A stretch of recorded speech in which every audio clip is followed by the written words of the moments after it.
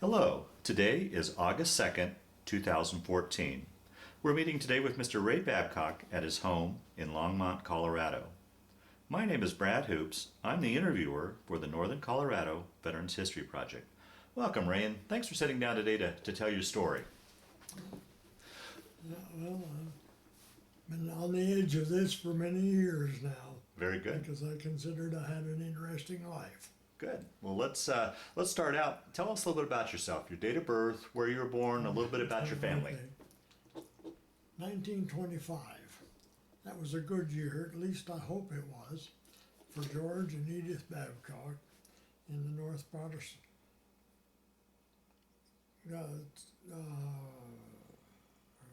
Forget the town. Vermont town. Well, that was the first, so mother went home to her mother in Lebanon, New Hampshire to get started on the project. And it's all hearsay, I don't remember it, but anyway, I was born in Lebanon, New Hampshire, but lived all my life in Vermont until the military. And if you look at the calendar, 1925 through 35 was not good years in this country.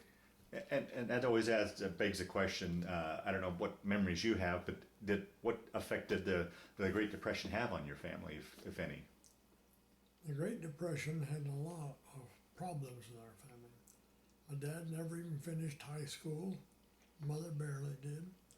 And he grabbed whatever work he could get whenever he could get it. And my first recollection was in a sort of an apartment building where his younger brother and his wife lived too. But I have a total blank about the inside of that building, as though I had never been there. But the outside, I've got a clear picture. It was owned by a gentleman named Ed Putt that kept some goats and sheep in a barn near there that amused us as kids. Also, it was above the railroad, I mean above. We could look down on the cars going by. And in 1927, there was a tremendous flood went through that part of Vermont. And it ripped out a railroad called a Peavine that was only made to haul marble and granite from Rochester, Vermont to Bethel to the main line. But they worked like beavers for a year and put the Peavine back in shape. So my recollection of going out on the high back porch and seeing the Peavine coming down the valley, and then it would swing by the tannery and drive by under our back porch. That was something I very clearly remember. Then all of a sudden we were living in a different place. I have no recollection of any preparation or anything. But this time I had two sisters. Now, are you the oldest? I'm the oldest Okay. of 8. Okay. And we got along well.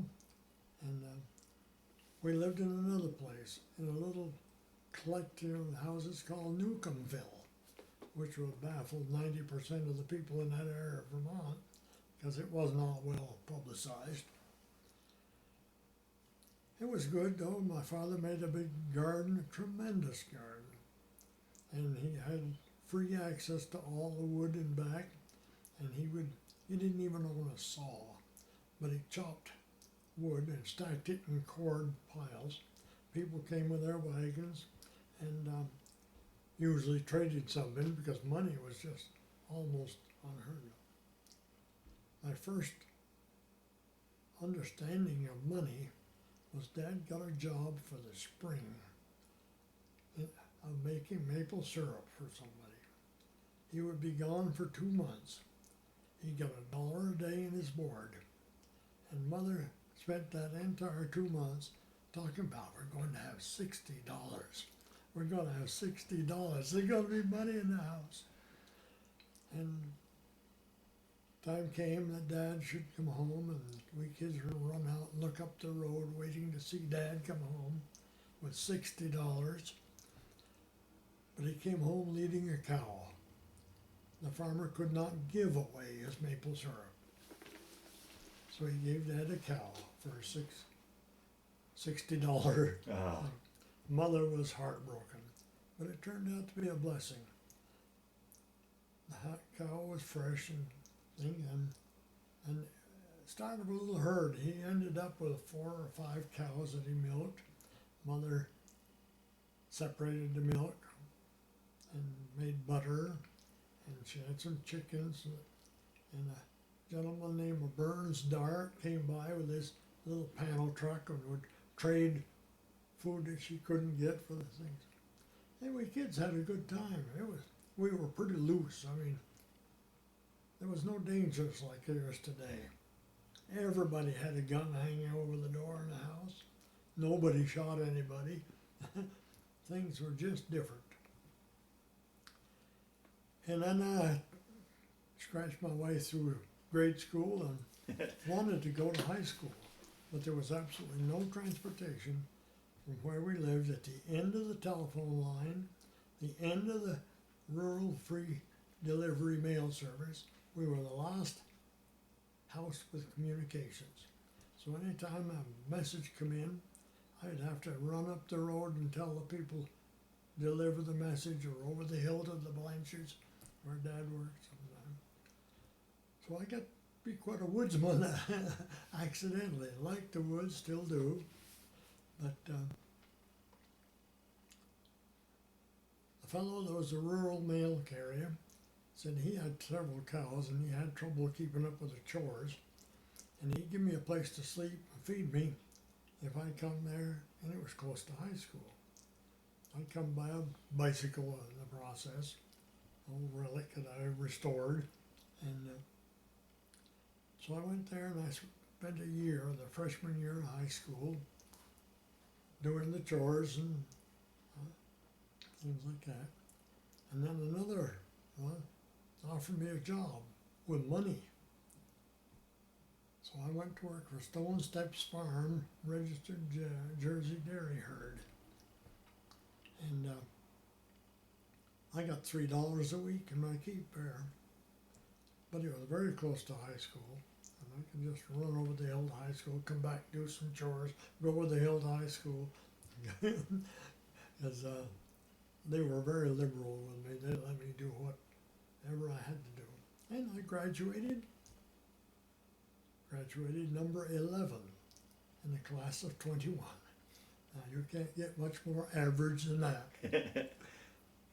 But I had got interested in dairy farm business and had an arrangement made with a person in Massachusetts to come down there and work on his farm, and he would stake me to a college for animal husbandry and stuff. now what year did you graduate from high school? 1943. Okay. Let me just back up real quick and ask you a quick question. Do you remember where you were and what you were thinking when you heard about Pearl Harbor? I don't even remember hearing about Oh, is Pearl that right? Harbor. Communications Yeah. are still pretty damn marginal there in that area of Vermont. But I hardly got out of the cap and gown when Uncle Sam said, "We want you." So I got on my first train. I'd never ridden on a train. Wow. Went to Camp Devens, Massachusetts, and I did well in my induction physical. So that whole idea of the animal husbandry training, that all fell. It went down the drain, Yeah, okay. crashed. And so I went there and I did well, and they asked me, "What would you like to do in the service?" I didn't know I had a choice, but I said, "Could I work on airplanes? Don't you want to fly them?" Me, I never even touched an airplane. Yeah, I'd like to. Okay, there's a thing called a course here. We give you 5 months of college and a specialized military training. So I was all ready to sign on the dotted line for this. Somebody said, "What is your serial number?" 31340365. 31? Yeah. You're drafted? Yeah. I said, you're not even eligible to apply for this aviation student program. So this is purely voluntary. The guy says, boy, you did well on all the things. I said, there must be a way of doing this. I said, you just sit right in that chair, don't go away. When they come back, I said, would you like a discharge? I'd been in maybe a week. Sure, take anything. And I said, well, okay, we'll get this ready. They come back, discharged me to reserves, and I enlisted in the Army Air Corps.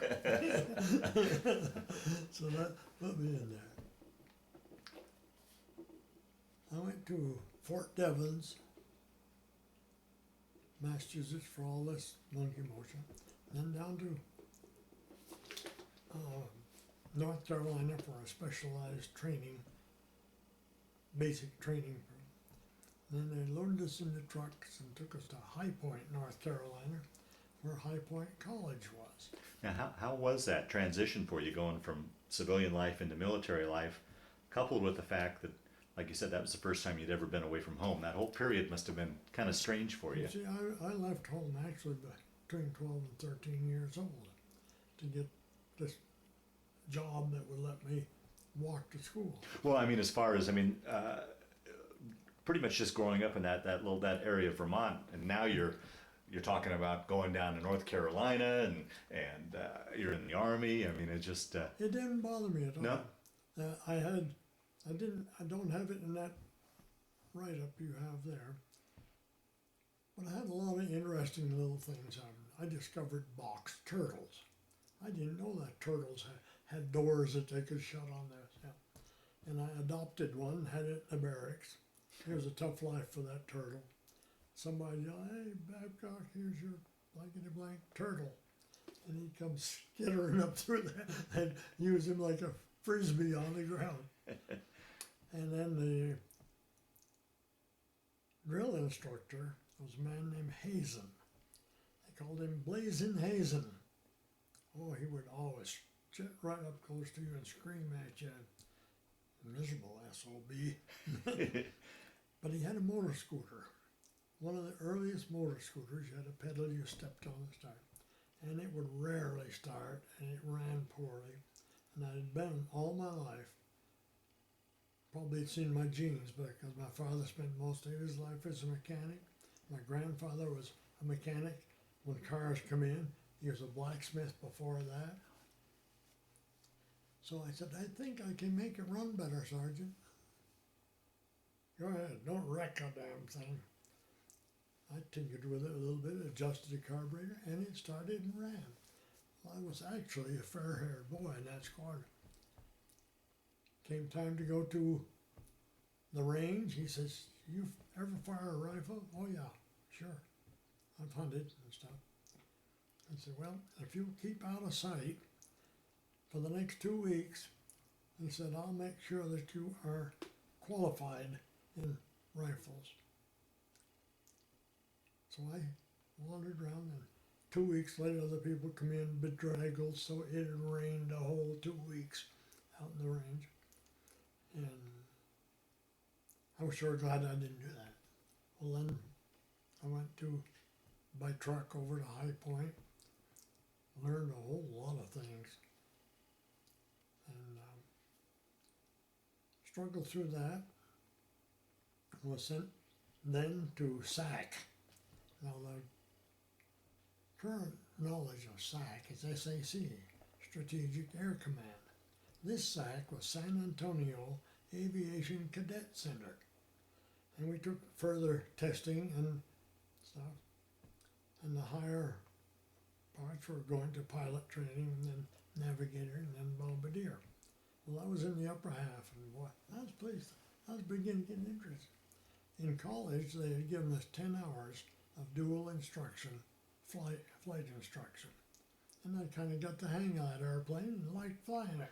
How was that very first? Do you remember your very first flight? What that was like? A little scary. I was nervous. Never having been on. Yeah, right. That's why I asked. Yeah. Never. But the instructor told me, said, you just keep your hand on that stick. It was dual control. And he says, don't push it around, but just feel it, see what I'm doing, and get how the airplane responds. So I did. And well, that wasn't bad at all. And hell, on the first flight, I was making turns and stuff. Huh. I could have been a good pilot. But went through all this psychomotive exams in SAC, San Antonio, and was waiting for assignment to a pilot school. Had a big meeting at the base theater. Everybody was there. I could almost see this major's face. He walked back and forth across the stage. Finally he stopped, looked out over the sea of eager young faces, and he said, I hate to tell you this, gentlemen, but you're all eliminated without prejudice for the convenience of the government. They don't need any more flight crew. But we'll find something decent for you. This is kind of a low blow. Well, they sent us to Midland, Texas, slave labor, loading airplane bombs, practice bombs, fueling the aircraft, and I got to be a crew chief. I always figured it's just so that they have somebody to hassle in case something went wrong. Had AT-7s and AT-11, Beechcraft, twin-engine Beechcraft. And I got another big thrill in my life, because I have no recollection of ever having trouble reading. Seems like I was born able to read. And I read every book, every paper I could get my hand on. And there's a car called a Duesenberg.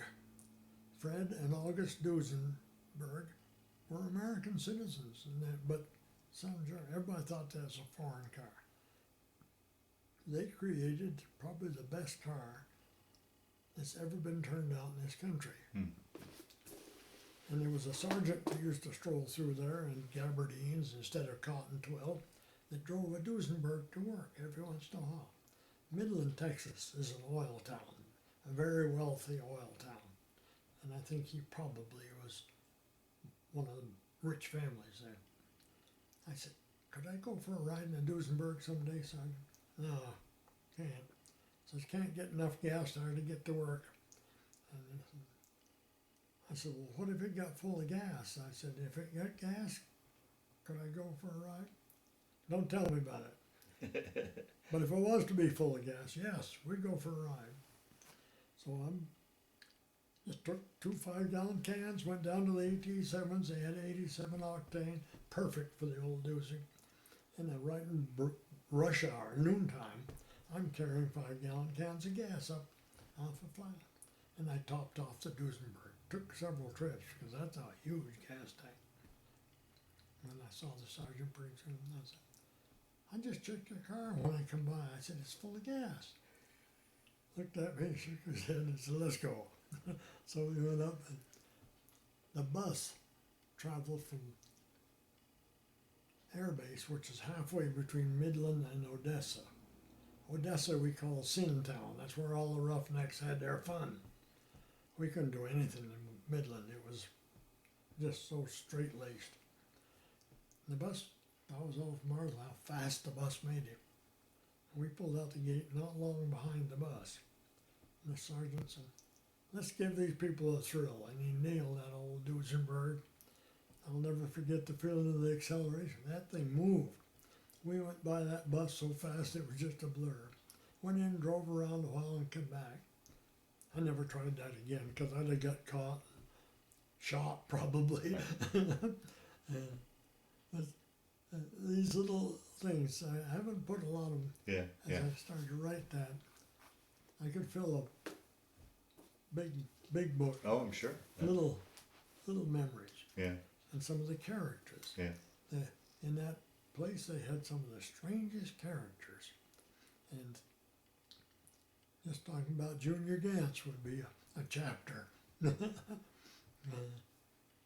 anyway, then come up and I went to Kingman, Arizona. Well, that was quite a thrill to me because Vermont's a cool cool, wet place, you know. Yeah, right. Kingman is not. Right. It's a blazing hot, dry place. I didn't think there was any place on earth that way. But I went through my training there. Now after you'd had that announcement that you guys were all being washed out, not your reason. Now what did you get sent to then? What did you get assigned to? Well, the next one was just filling in time in Midland, Yeah. servicing aircraft. Yeah, and then Until- in Kingman, what did you get? Well, I got to become an aerial gunner. Oh, okay. And there was a lot of interesting things there. We used to sneak up on the water tower at night. Boy, that had big signs around it, court-martial offense, going up on that water tower. But laying up on that water tower, you had a little bit of a breeze. It was pretty good. Made it several times up there. I stayed in the swimming pool too long one noon and missed the bus to the range. And, well, you're going to get a week's night KP for this. I waited for somebody to wake me up in the morning. Nobody woke me up. So I quietly skipped out of there. Next night, same thing. Never did get called for my KP. And probably 2 or 3 weeks later, I heard some of the guys.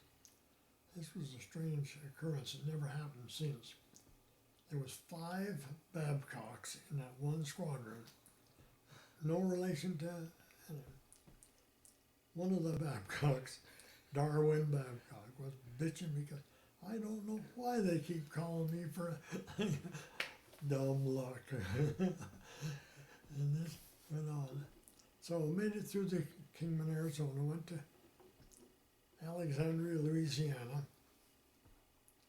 I discovered pecans, and I'd never seen a pecan nut in my life. The woods were just groves of pecans. Oh, I loved those things. I ate them and ate them and ate them. And got to ride with Raleigh, Private Raleigh, flew the range estimation L5 aircraft. He towed a sleeve target line, and we had cameras mounted on caliber 50 aircraft mounts, and we'd track him with those cameras, and then they'd evaluate our films there too. Raleigh was a buck private, didn't have a stripe to his sleeve, superb pilot. I kept bugging him, how about going for a ride with you? No, everybody pukes all over my airplane. I said, I'll carry something on. Oh, finally, I got to ride. Halfway through, I'd have gone home if I'd had a choice. Man, that was wild with the airplane. Another time, a group was gathered around an AT-6 aircraft. They had bags and boxes and stuff. I went over to see what was going on. It says the B-24 last night bailed its crew. And turns out they bailed over the Grand Canyon. And the crew was all white except for one sprained ankle on a mountain in the Grand Canyon. Well, there was no helicopters in those days. It was on struggling on foot. So we got to supply those people. And what are you doing? And I says, nothing. Get in the back seat of that T6. And they just buried me in blankets and things. Now I'm going to circle the pots. I'm going down into the canyon. I'll circle it, and you throw those boxes and stuff out when I tell you to. Huh. So I flew down into the canyon. Wow. And around that peak and threw out things. We come back and got another load. A few days later, I was talking about it on the interphone in the B-17 that we was using as a gunnery aircraft. Told them about my flying in the canyon. This pilot said, you actually flew down into the canyon? Sure, we did. Well, if he can do it, I can do it. I wheeled around, and I flew up that Grand Canyon in the B-17, looking up at the rims. Wow. See, dumb luck. Got out of there and we were sent on a short leave back to our homes before assignment to phase training, they call it. A troop transport train is something you want to avoid at all costs. It's just a bunch of bunks, no padding, just a bunch of bunks that you can lay on. But they give us free passage to Chicago, and then we worked our way home. I had a few days there, and then come back. Went to Alexandria, Louisiana for the phase training, and formed a crew there. Well, got to the point where we were supposed to go up to Lincoln, Nebraska, and pick up our B-17 and stage for Europe. Everything was just falling right into place, just beautiful, just what I wanted. Got up there and I said, oh, well, no, we don't need any more airplanes. They've got plenty of airplanes, but we've got transportation. So I took down to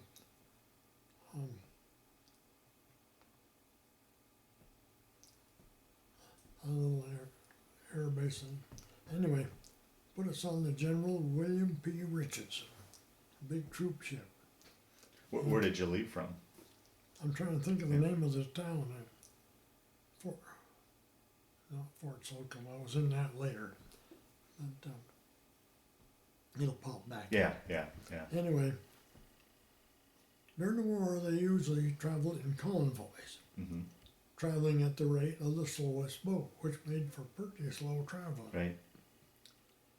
But this Richardson had been originally designed as a tourist boat, and it was fast, quite big and fast. So we ran along a zigzag course to Italy. And how was it? Here's this boy from upstate Vermont going to sea. Did you get your sea legs, or how was that trip for you? I never got sick of it on that trip. Huh? I kind of enjoyed it. Stayed up on the top looking out at the ocean most of the time. And we got to, I can't remember the Italy town we landed at, I think. And we were loaded into ducks. You're aware of a duck? It's a 6x6 that floats. And got to the shore and we got into 6x6s, 2.5 ton GMCs. And looked at that, they had tire chains, heavy tire chains on every wheel on that truck. Lord, must be awful. So we went to Caserta. And that was a repel depot, they called it, replacement depot.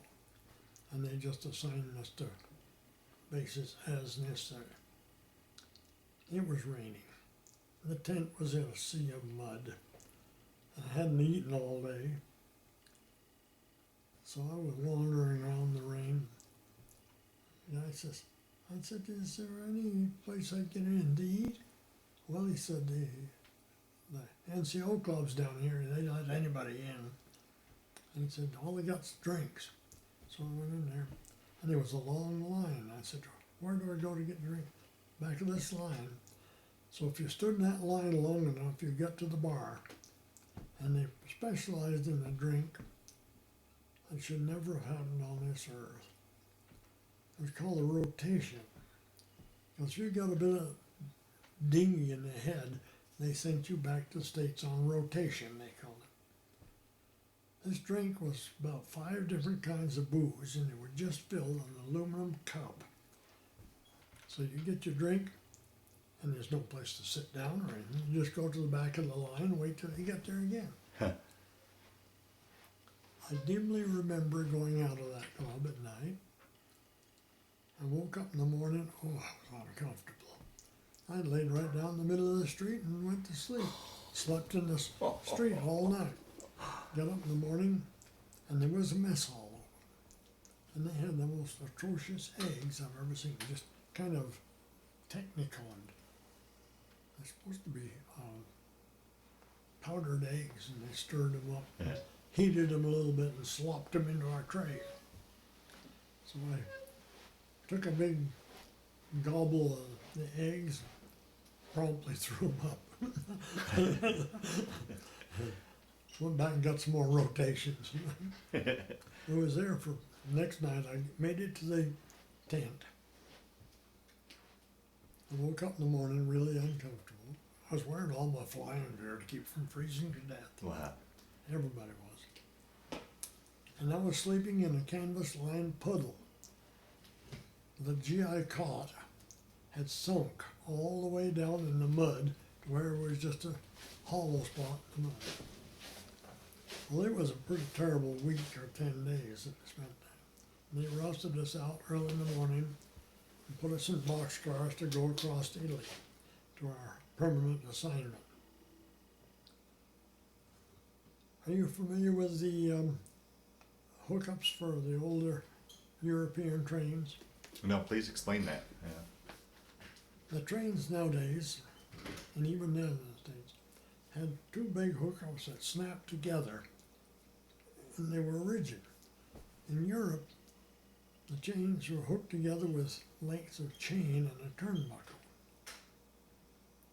You just hook this chain onto one and turn the turnbuckle, and the theory was to take a slack out of the chain, and it was big. They looked like boxing gloves on the corner of each car that made it. And the GIs was awful bored with their job, and they weren't tightening that down. They just hook up a chain and go. So when you slowed down, all the cars would accumulate their speeds, hit these boxing gloves, and bounce back. Boy, it would pitch you 10 feet inside the car. But we made it over to Foggia.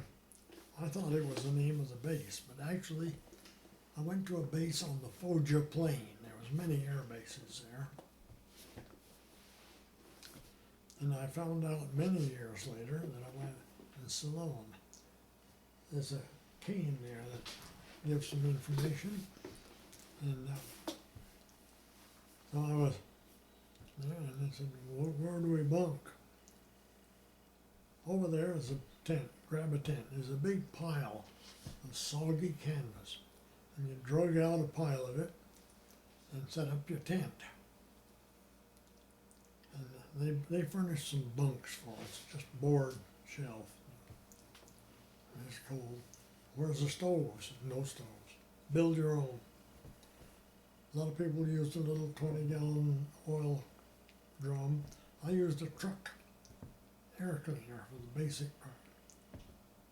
And then one day I got a stove that was working. They come around with a 6x and delivering 100 octane gasoline into the heating stoves. I woke up in the night and I was warm first time in about a month, I guess. Had to be, because the whole tent was on fire. And I barreled out there and run right through the fire. Now all the rest of the crew was on the outside. Lost every bit of our gear. I had my shorts and one sock was all I salvaged. And they didn't shoot me or nothing. They just said, "Well, we're short stuff, but we'll get you fitted out." So they got us rigged up, and I redesigned my stove. And it got working. We had a pretty comfortable place there in just a few days. I was down at the flight line watching the airplanes come in one of those days, coming back from the missions. Talked with the guy next to me. Here's a pilot. I said, "My plane's was on that mission." He says, "I'm DNIF. That's duty not involving flight." See, B-17 was not pressurized, wasn't heated, everything. And if you had a head cold, you couldn't breathe in the oxygen system. I said, "That's my plane coming in." I'm looking at it, and in just a few days I was there. I knew if they popped a red flare, they had wounded aboard. And I'd seen 2 flares pop out of that plane. And when the plane landed and come up, I said, "Let's go over my plane." Run over there. I went to open the door as a junior thing. I looked in there and I couldn't believe what I saw. And the young captain looked in there and lost it totally. Started screaming and swearing and beating on the airplane. And they got some military police there, a couple of medics, and took him away. He just took, well, the two gunners in the back were all over the airplane, pieces, just completely destroyed, smashed, blown. They'd taken the blast right in the middle of the airplane, and the aircraft. So I was thinking, boy, that's the kind of work I'm going to be doing. Wow. Yeah. What? Yeah. And then not many days later, we were given a mission. Supposedly, Verona was a quiet little town with just a bit of manufacturing. And Now, when you went over there, you guys were going over as replacements. Did you guys stay together as a crew, or did you guys all get? we stayed together Okay. pretty much as a crew. Okay. Didn't always happen. Sometimes the crews just disappeared. Yeah. And one man at a time. Right. But we stayed as a crew. They sent us to Verona, the first mission. A little Millicron. He said, "This nothing. You'll be back." Sure. Well, they hadn't done their homework much because they had moved in some 88 millimeter guns in the mountains around the town. Our tail gunner qualified for a new flak helmet. A piece of flak slashed that steel helmet probably 4 or 5 inches.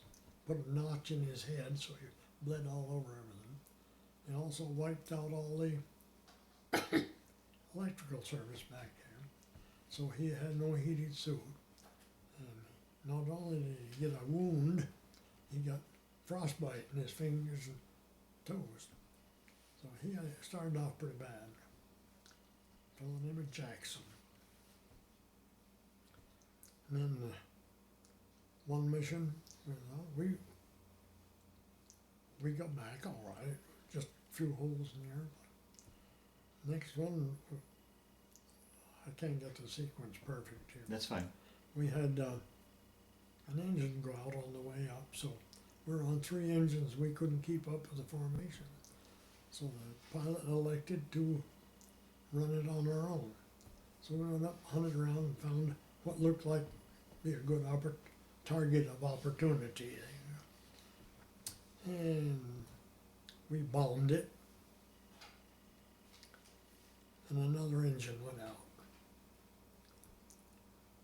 And he was barely able to hold his altitude. We had some big hills to get over to get down to Italy. This was up in central Germany. And so we unscrewed and unbolted and threw everything out we possibly could. Made it over the hill, got down to Italy, and was in the pattern for landing. When the 3rd engine died, we landed with 1 engine turning. That's no way to do it. Get you all tense. We went to Regensburg one time. That was supposed to be a deadly thing. Thousands of airplanes in the sky. That must have been a sight. It was, Oh. because they all left contrails, and as far back as you could see, little specks with contrails behind them. Up ahead, the same thing. Just tremendous turns. They didn't even shoot at us. We bombed the ball bearing factory, which was really a critical thing, and they didn't even shoot at us. Well, okay. We had one other.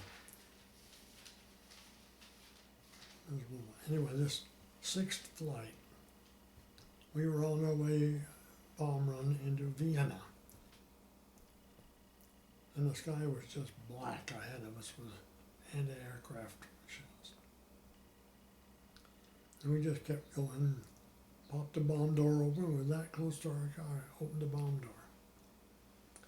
And holes was appearing everywhere you looked in the airplane, just everywhere, just little holes. Little holes splattered inside. I saw a big hole in the right wing, and the gasoline looked like it was solid. Just come out of that hole, and then was gone. I called the pilot and I said, "We got a bad hole in the right wing." He said, "I know it." And that was the last words that went over the interphone. I looked around, the ball turret gun was trying to get out of his turret, but he was making a mess of it. Panic. I stepped over just not as far from here to the door, here on the other side of the chair, and grabbed him and hoisted him out of the ball turret, and then I saw the horizon go by the window at an odd angle, and then we were slammed onto the floor. I was laying there with my arms under me and my head down, and I couldn't even lift my head. And I heard from another gunner in prison camp later on. We were the only airplane that was shot down that day. And we had pitched into a near vertical dive and spin, and blew up, exploded. Of course, I don't know when I lost consciousness. I remember clearly trying to get up and couldn't do it. And so I figured I'd had it. I woke up. It was quiet, just almost deadly quiet. Very strange. Gray. A lot goes through your mind in a few minutes. Where am I? What am I doing? And I looked up. Oh, there's the ground. I was falling head first, just like an arrow, straight down. I'd just come through a little cloud layer where all the gray was. And I watched altitude. They told us don't open your chute too high because you make a beautiful target. I was waiting until I auto pull the chute, and I reached up to my Swift Lake brand, yellow QAC, quick attachable chest parachute. So you were able to get your wits about you to do all this? I reached my chute. There was no chute there. That's a sinking feeling. And I knew I'd had it hitched on one side. We carried it hitched to one side so we could reach around it, handle the guns. And I saw a riser, and I reeled it in, tried to hook it here, and boy, the ground was close. So I held a carrying strap and popped the ripcord. Parachutes can open just leisurely, blossom. Mine didn't. It opened with a bang, just bang like that. And boy, it felt like I run into something. I flipped around, and I've got another goofy sight that lives with me. 2 flying boots, they're fur-lined flying boots, sitting perfectly aligned, side by side, in the middle of nowhere. Oh, Blew your boots right off you? it snapped me right out of my boots. But I was getting awful close to the ground. I opened it out upside down like that, started swinging. And I tried to correct the swing by pulling on the one riser. With 2 risers, you can jockey the thing around. And I wasn't having any luck with it at all, and then slam, I hit the ground. I hit on the downswing on my shoulders and back, and I heard a sound. What in the world was that? And then I started to get up, and I heard a bullet going by my head. Oh, boy. So I knew I was not in a good place.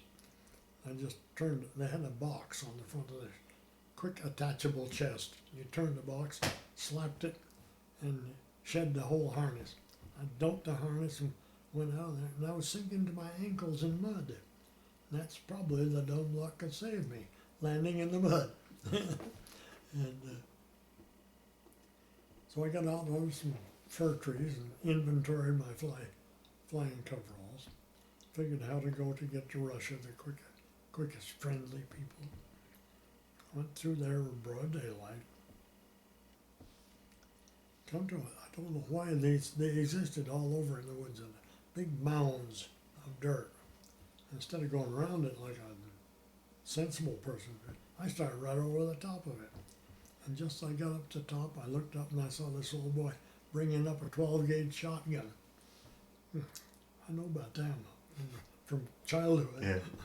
Dropped on my belly and slid back down the thing. And I heard a sound behind me, and I looked back.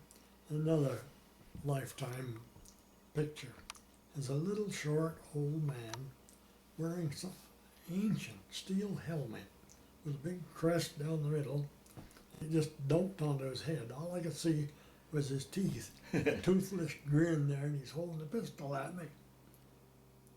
I got it stuck up my arm, hands.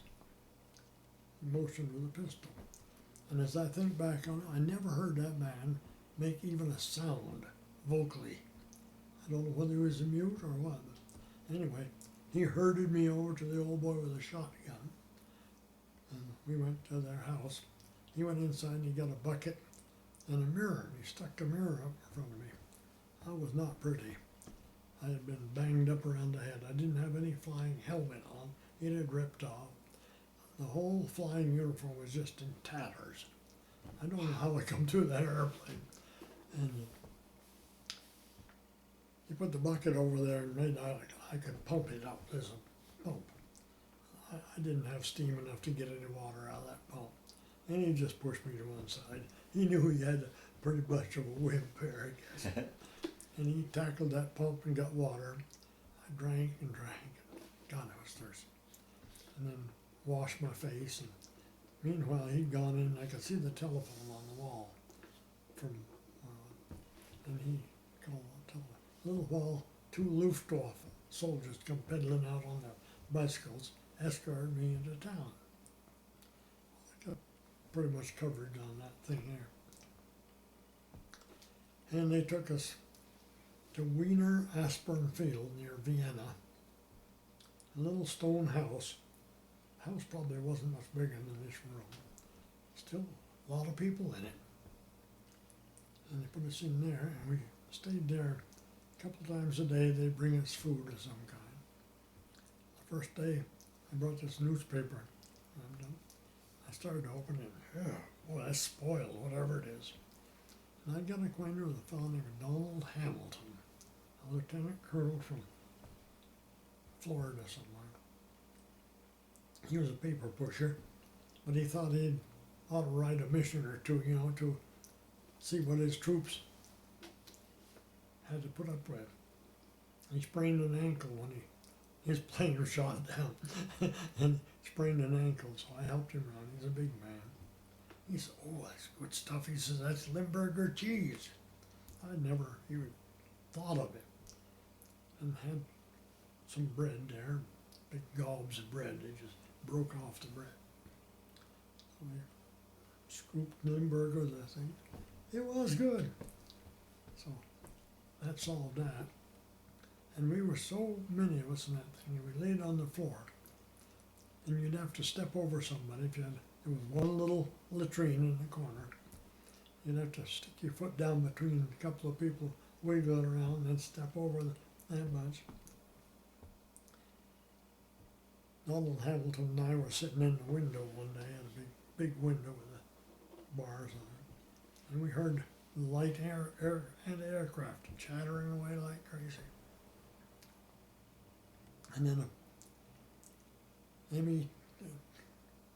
FW-1, ME-2, one of the German, they had two major planes, I forget them. Just treetop level come through, and right behind them was a P-51, just really humping. And as he come over there, them anti-aircraft cut loose, and they ruined that P-51. Oh. So we picked it up and come straight up, and we saw him slide the canopy back, bail out. After a while, he was with us. Damn, he said, I almost had him. He said, just a couple of minutes more, I'd have had him. But he joined our little group, and then they marched us into a rail yard, loaded us into boxcars, and headed. Roughly what time period are we talking now?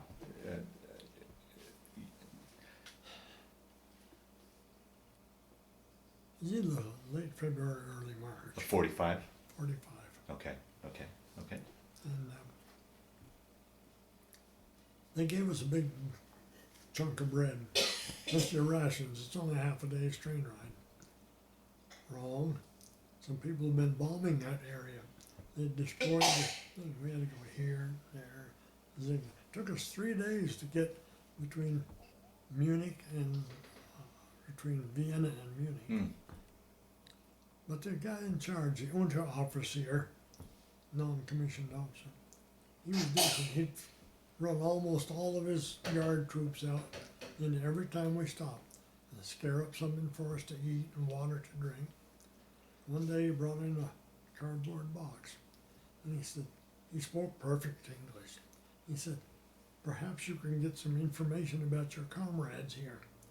And we just said, like, they're just trying to find out stuff. So he left. He sent his one guard that was with him to one end of the car. He went to the other, and they never looked back. And I searched through the box, well, we all did. We passed them around. I found 5 of my crew members below them, so I knew they were dead. Oh, boy. There's one of those, there's 4 of us lived out of it. One of them, they've never, ever, they wrote to me for years, the War Department, to find out more about this guy, because he just vanished off the earth. He really wasn't one of our crew. He was a fill-in, like you mentioned earlier. And he was in the left waist. I was a right waist. The ball tourniquet was the bottom of the thing. But that was interesting to find that out. And finally we got to Munich and started through Munich. And that wasn't any fun because all the civilians were peeved at us. They were throwing bricks and rocks at us. And this one officer got sick of that and he screamed at the people and he told his troops, anyone starts throwing stuff, shoot them. And the troops was walking, the guard troops was walking with us and their guns pointing out at the civilians. So we thought he was a pretty decent guy, you know. And then we heard bombers coming. And he found a vacant spot in the rail yard. Told us, lie down. Do not move until you hear my voice tell you to move. If you stand up, we'll shoot you. No way to do it. So we laid down that rail yard, and they come over and just bombed it apart. I looked up one time, and I saw railroad tracks just standing on end. The ties were big metal ties that they were bolted. The tracks were bolted to the metal ties. And they were shedding those big ties as that track stuck up in the air. I didn't want to see any more of that. So I just waited. Finally he yelled, we got up. Man, there's more ways that a person can hurt than you can imagine. Because the ground just bounces. Wow. A 500-pound bomb, half the length of this building, can land there and not do you any damage. But the ground bounces. Wow. And we turned underneath are black and blue, and they turned green and yellow. Stiff, hard to move, deaf in a post. They couldn't hear anything. And so I went over it, and I don't think it killed a single one of that group. Huh. Then we took it to Meinberg. That must have been terrifying, though, that whole time. I don't know. I think I'm numb in the head or something. Really? Huh. Because I was just I'd given up actually. Didn't figure there was any prayer or getting out of there, but then we went to Meinberg for formal interrogation. We were writing the book. They were nice to us there. They gave us all private rooms. A little 5x8 cubby hole with a plank bunk at an angle where you could lay on the bunk and see the big steel door with a sliding. Twice a day they'd bring food in. Twice a day they'd come in and take us out to the latrine so we could wash up a little bit. And then one day I was called into another room. A German officer, damn decent sort of a guy, asked me questions, carrying on. And I said, I'm sorry, sir, I cannot tell you that. And that's about the whole conversation I had. He says, well, after to ask me question after question that I couldn't answer, we really don't need to have your answers. He said, and he went through the whole training where I'd been in North Carolina, and he had it all right down there. Wow. I said, okay. He said, well, thank you.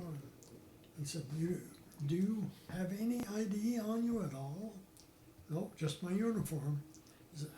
He said, we have hundreds of those. So So I went into this room all by myself, quite a big room with bunks along the side. And half an hour or so, my navigator showed up. He'd lived through it. Huh. He come in, jumped right in the middle of me. You dumb kid. You told them everything they wanted to know, and he said, we can get you court-martial for that. And he turned on. I let him rant for a while. I told him, no. I said, he told me that. Oh, he said, they told me that it was one of the crew members told him. Could have been, I didn't know. Well, it was a superb information gathering thing, or one of the crew members did die. Because it was this navigator right in the nose of the airplane. And just behind him was the, let me get this sorted out. Behind him was the upper turret gunners in the turret behind the pilot. Mhm. He made it. And back, and further back, there was the radio operator. He made it out all right. And behind that, I was one of three of them in the thing. I made it out. So that struck me. Dumb. Why did it pick out people like that? Yeah, right. Yeah. Yeah. So we went through the questioning stuff. I got a pair of shoes there that I was really pleased with the brogans, because under the flying boots, all we wore was little felt shoes with wires in them, heated feet. Well, they didn't last but a few days, walking in snow and mud and stuff. And it got out of there, and they took us up to Nuremberg. And I was feeling terrible bad the last day or two. God, I was sick. Just didn't know what. I remember going into the gate in Nuremberg. Lights everywhere, people running and yelling and jabbering. And they stuffed blankets and stuff into everybody, turned them around, back out the gate. It seems that the Allies were on the other side of the fence, and they was going to empty the. And I was obviously pretty bummed out, because an Australian and a South African adopted me. They were carrying my gear. When I was able to walk, I did. When I wasn't, they dragged me. And so they put us in the boxcars. And we started on the road. Well, the guys that was able-bodied had found a big pile of white stuff beside the road. And they'd gone up on top of the cars, unknown to me at the time. And they'd marked KGF, Kriegsgefangenen, prisoner of war in German, and made crosses and stuff like that.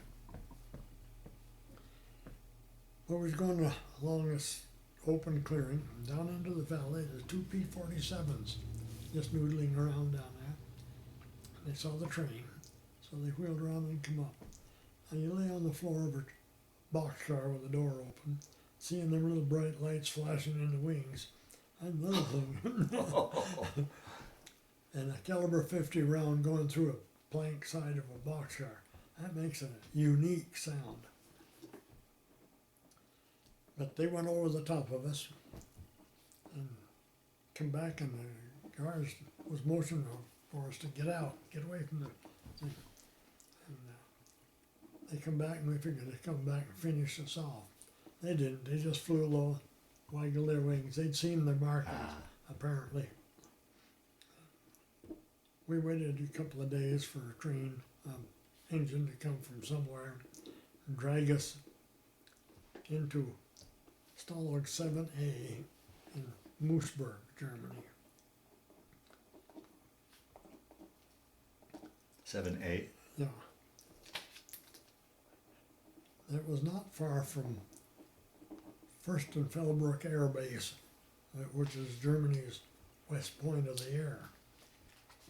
And the Me-262 jet fighters. Oh. And I think the clowns were having fun with it, because they'd fire out of there in the early morning hours and just skim our fence.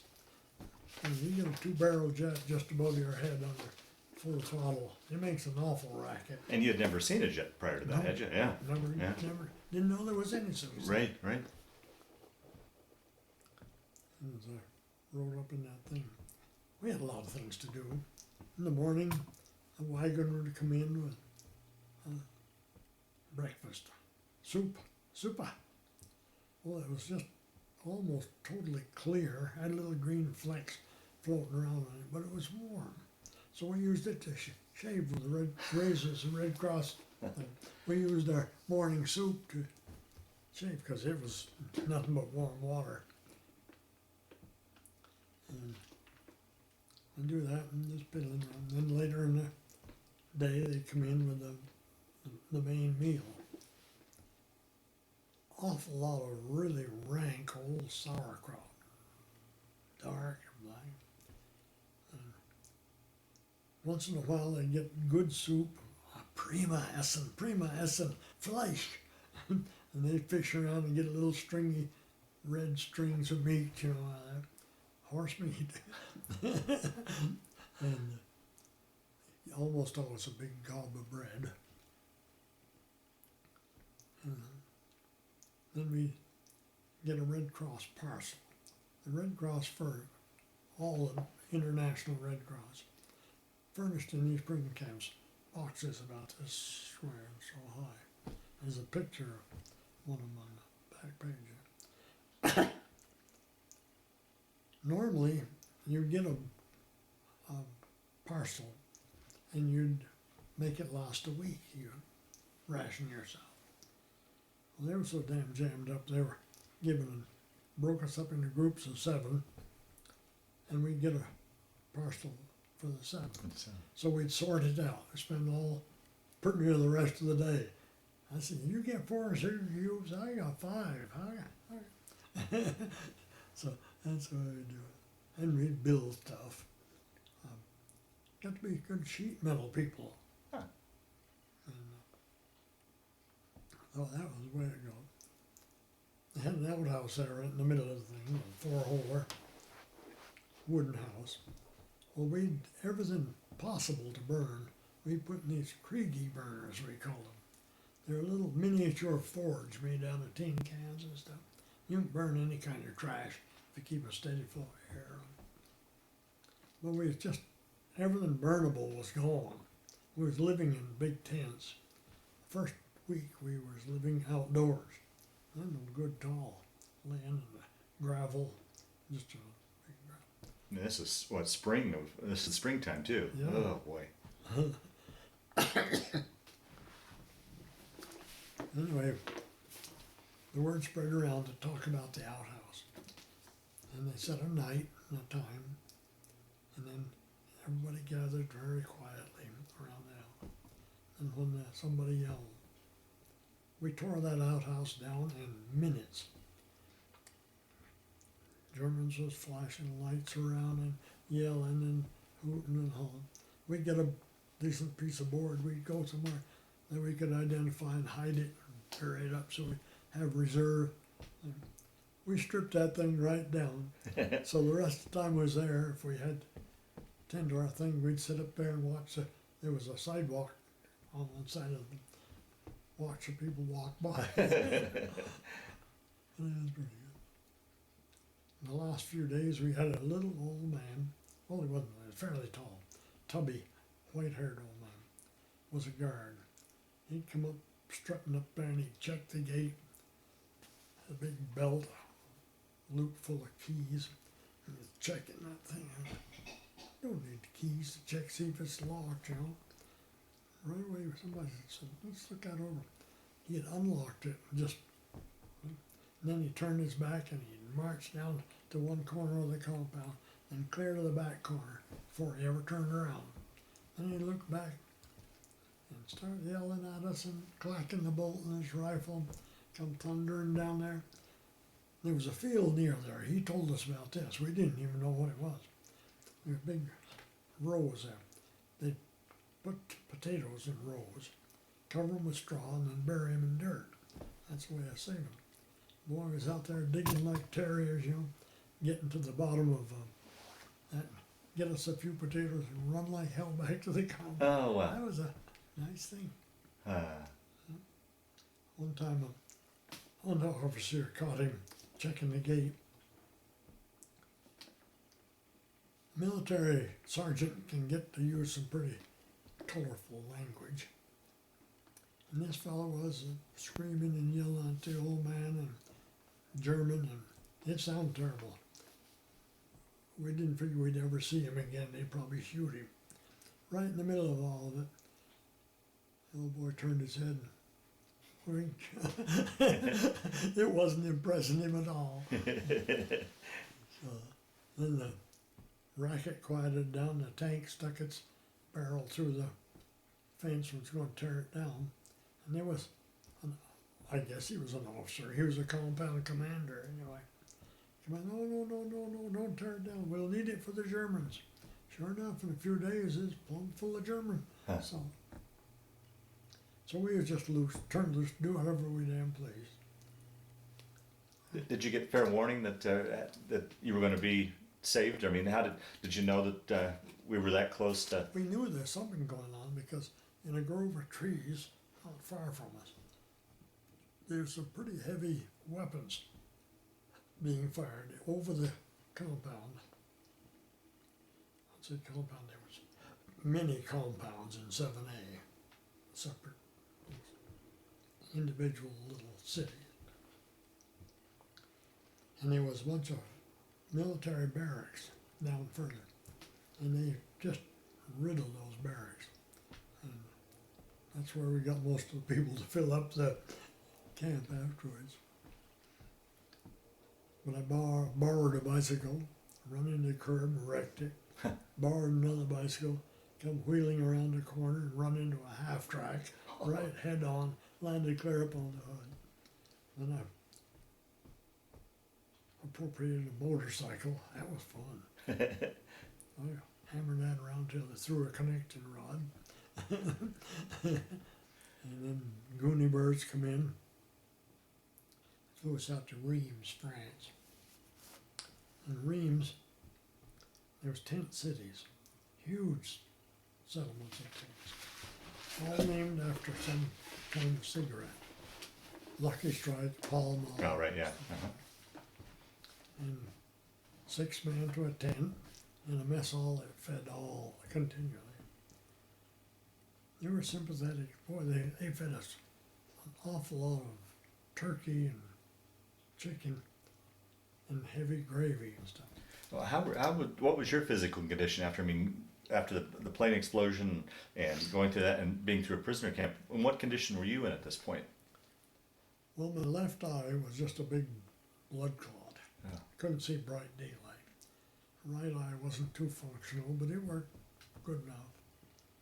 And I hurt all over from slamming the ground, and who knows what else. The radio operator claimed that he was conscious all the time the plane blew up.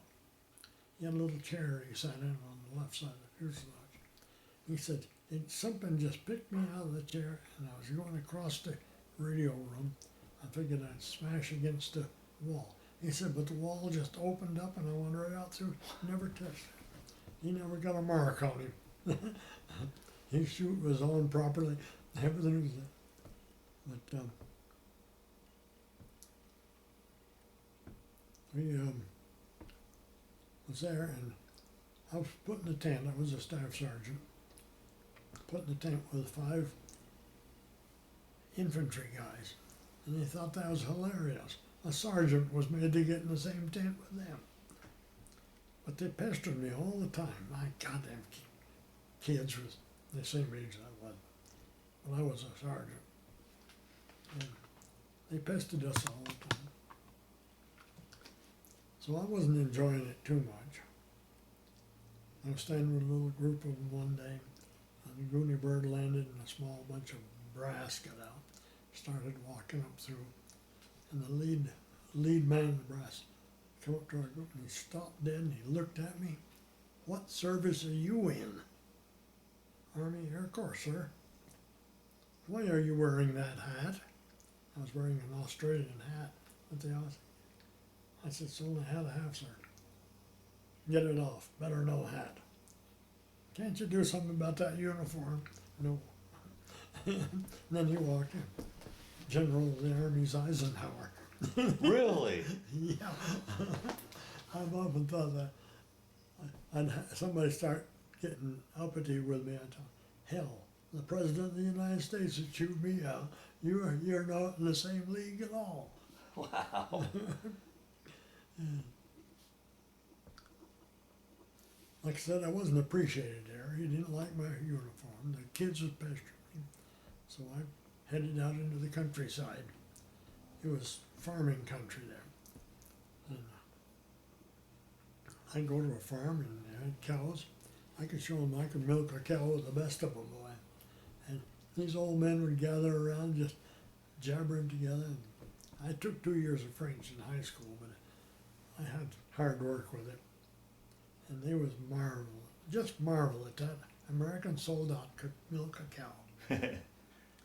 And the women fed me pretty good. I was gone an even month. And I worked my way back to went into the same tent. One bunk was all made up good, and the other one, we 5 guys, new guys in there. I said, who's that bunk belong to? Don't know, we've never seen him. So I went up to headquarters. I said, when in hell am I going home? Who are you? Sergeant Babcock, 3134035. Go through the paper. Final. God, Sergeant, you've been in that tent a month. Yes, and I said, I want to go home. We'll have you on a boat this afternoon. And they did. Again. So you spent a month in the French countryside? And normally they go in convoys, but they all of a sudden somebody realized, hey, there ain't no U-boats out, the war's over, and we thought, no, we've had it now, because we was in a little goddamn boat you could put in this room per near. Captain got on the horn and says, you guys are in luck. You'll be first into New York. Boy, was we ever. We was there first, and it was an unbelievable ride. I don't know what that boat was. They called a sea robin. It just practically flew over the water. Got there and got some uniforms and got them. How was that coming in? What were you thinking as you were coming into the harbor? And I mean, did you see the Statue of Liberty and that whole? Oh, I didn't see that. I think we come in somewhere in New Jersey. Oh, okay. We didn't see that. But was it just nice to be back on American soil? Yes, it was. And I was feeling pretty good. Got some uniforms and they said, well, now you've got 64 days of detached service. Go home and enjoy it and then report back to Atlantic City. Told me a hotel to go to there. So I hitchhiked on my way up into Vermont, from New Jersey up into Vermont. Walked into the garage where Dad was working. He looked up. About time you're getting home. Well, now, as we were talking earlier before we turned the camera on, they had no idea your status, nothing. I assume they got a telegram. They had received one telegram all this time. Said that missing in action, presumed dead. Wow.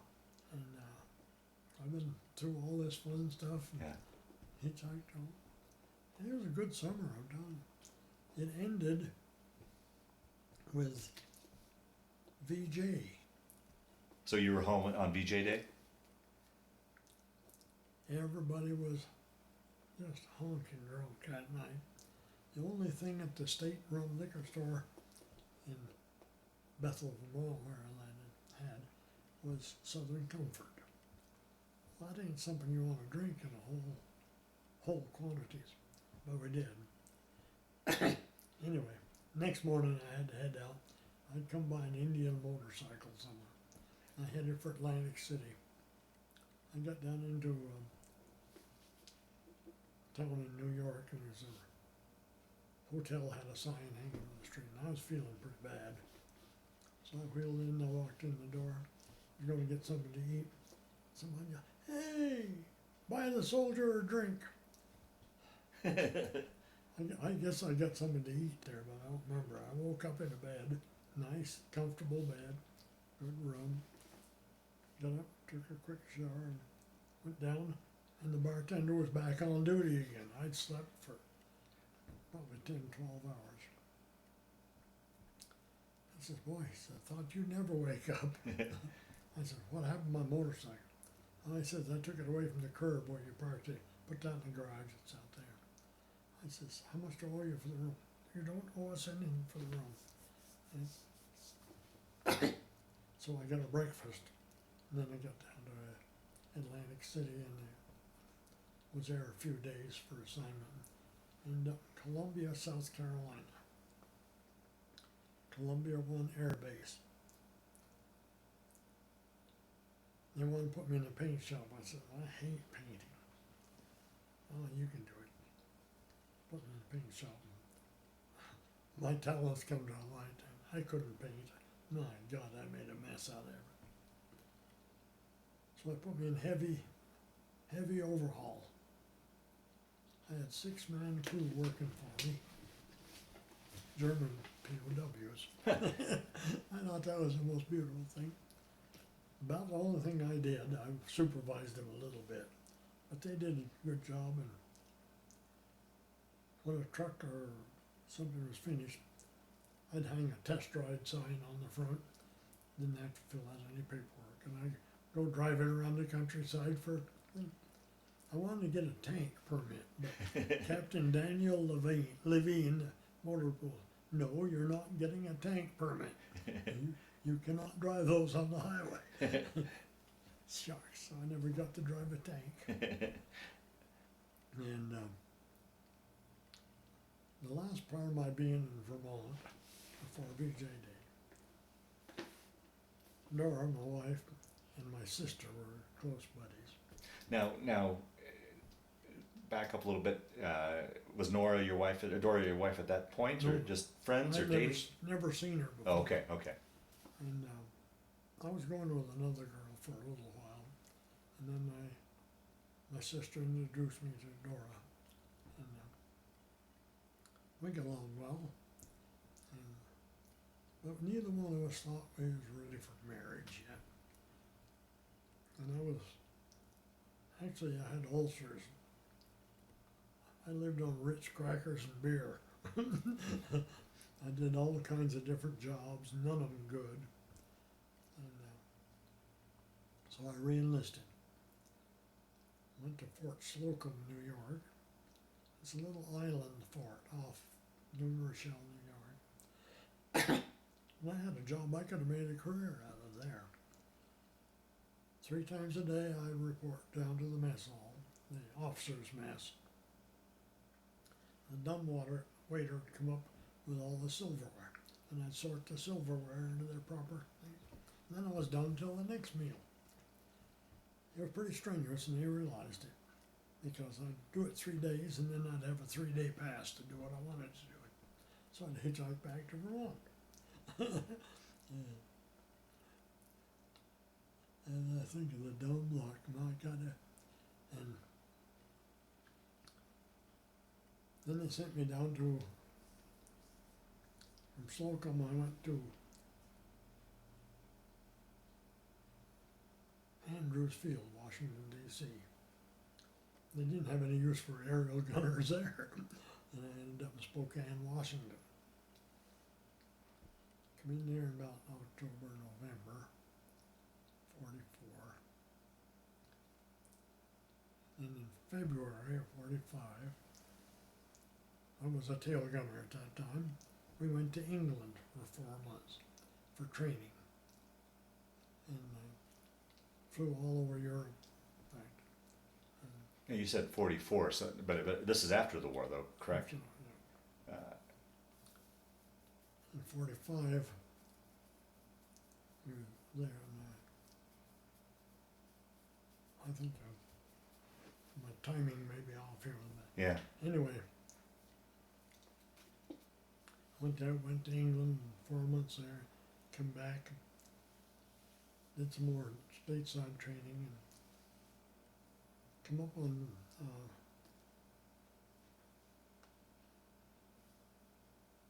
trying to figure out how I got it.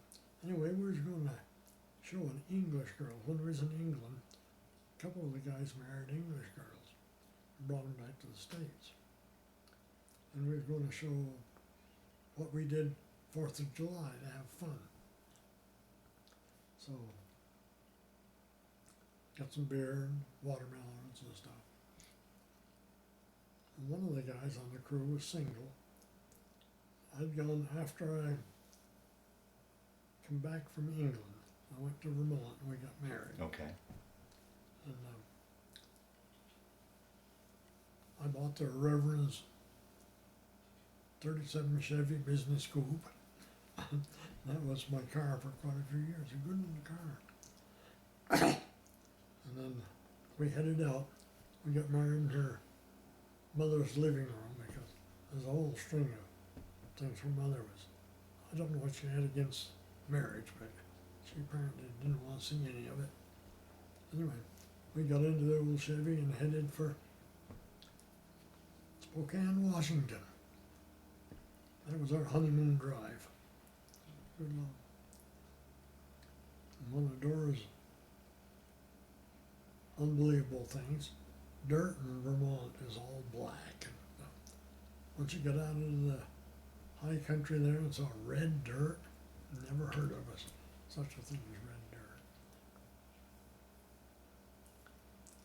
And the first night, we landed in Speculator, New York after we got married. And the way she tells it sounds awful. I took my shoes off, jumped into bed and pulled the covers over my head. Well, there was a little more to it than that. Anyway, I've been using the camera, and I found that if I was very careful, I could get 2 more frames. Say a 12 exposure, I could get 14. Well, I miscued somewhere, miscounted, and the thing had come unhooked on the spool inside. So I made a dark room out of that bed, took it apart by feel, got it back together, and it all worked, never lost a thing. But she likes to make shy. But we went to Spokane, back to the B-29s. Oh, so you're on the B-29 at this point? Yeah. Okay. Yeah, when I went to Spokane first time before I went to England, I was in B-29s. And, we had a pretty interesting crew. The pilot had started out his combat career in China under the Flying Tigers banner, flying the Hump C-46s and tanker-equipped B-29s. He flew that.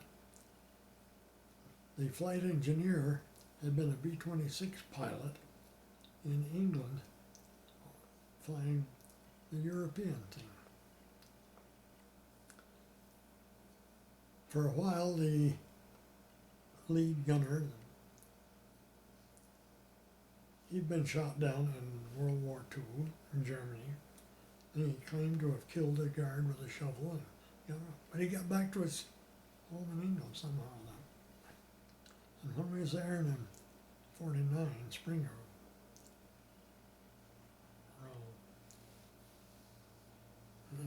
in the spring that we did our training, I woke up one night and I saw Parrish Reynolds, and he had a wad of pound money, counting it out. I just went back to sleep, because I knew he was a rough customer. Next morning the papers were full. Some bloke had been killed in town, known to have carried a lot of money. Oh, wow. I didn't tell nobody. Didn't want to get killed with a shot. Anyway, when the Korean War started out, we were going to have this picnic on the 4th of July. On the 4th of July, we was in Japan and we dropped bombs the next day. Really? Oh, So wow. that broke up that picnic in a hurry. Wow. And this guy, he'd started his military career, Frank Bud Vanderwacker, Air Force 657 1199. You count the numbers in that thing and you see there's something wrong with that serial number. Prior to Pearl Harbor, serial numbers only had 7 digits. And then they through the first digit. 3 meant you're drafted, 1 meant you're enlisted. So he'd be breaking remounts in the Presidio in California in the horse cavalry. And that wasn't an easy job. So he got out, went to work with his brothers in Grants Pass, Oregon, logging. Didn't like that. So he hit the Navy. All they do is ride around in boats. And guess where he was? On Pearl Harbor. He was at Pearl Harbor. Lost his ship and everything else. So he had a rough trip. He was in a life raft for months at one time. Then he went back to logging, still didn't like it. Then he came into the B-29 outfit and went to England training us and thought he found his home. Got back and here comes Korea. And we was in Korea. But you know that man put 30 years in the military? Wow. Flew in B-36s, B-52s, everything. He lasted a long time. He was 10 years older than I was to begin with. Hmm. We went to the World's Fair in Spokane, Washington, and I was towing a 16-foot camping trailer behind a CJ2A Jeep. That don't sound practical, but I had a 340 cubic inch Buick under the hood. So we went down the coast. I stopped at Grants Pass. I was going to look old Van de Walker up. Frank Bud Van de Walker. There's a phone booth out there, so I stopped and I was in there, going through the phone book. Somebody was knocking on the door. I didn't even look up. They'll wait, by God, I'm going to use it. So got loud and I looked over and there's Van de Walker standing out. He lived in a trailer court within sight of that thing. And he said, I saw that trailer towed by that old Jeep. He said, there's only one guy I ever knew that dumb. So we had a good meal there. I didn't drive much on the way home. I got sick, and just a month or so later, I had a bleeding ulcer that very nearly got me. And, What, do you think that was that a result of your war experience? Do you think? the VA thinks it was. Oh, they gave me all kinds of chit chat on it. But if you sort out my percent of disabilities with the VA, you'll say, oh, them people don't know what they're talking about. And I think that's right, they don't know what they're talking about. My percents, which you don't do arithmetic-wise, says I'm 200% disabled. Really? Yeah. I think I'm doing pretty good for 200. Yeah, right. But, no, I had a bleeding ulcer that I had to overhaul. I had a hiatal hernia and some big bulges on my esophagus. And I spent 6 weeks in the hospital getting patched. Then there was a young captain from Montana, was one of the surgeons that worked on me. And he was on weekend duty. Come in, he always wore his old Levi's and cowboy boots. Come in and said, you ready to go home? I said, I don't think so. And I told him how I'd gone through the night. Absolutely. And his eyes got big and he said, don't go away. And he ran down the hall just fast as he could go. And still hear those little cowboy boots thumping on that. He come back with a wheelchair. He picked me up like I was a baby and put me in a wheelchair. And took me down and said, I'm going to take an x-ray, but it ain't going to mount anything. So we're got Colonel so-and-so coming in and another civilian nurse. What had happened, I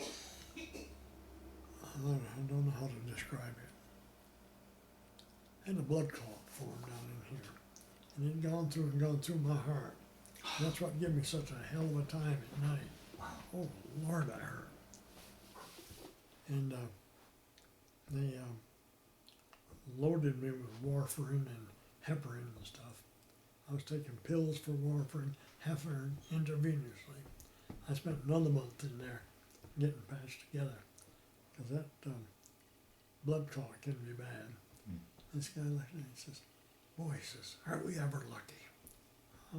He said, "When that thing left your heart, it could have gone one of two ways. To your lungs, like it did, or to your brain, and we wouldn't have had any problems. You've been gone." Okay.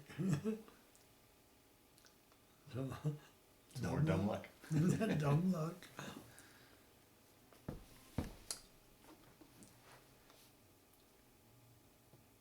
I'd be inclined to use language not suitable for a thing like this if I described Korea, because we had the worst excuse for a human being as our commander, Oh, man. General Emmett O'Donnell, Rosie O'Donnell era, all that. We flew 34 missions. We got banged up some, and I lost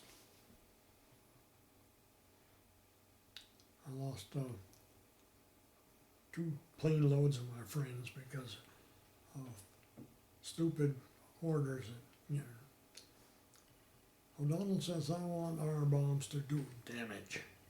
He had to get up and give a talk every morning at briefing. He'd get up there and babble on.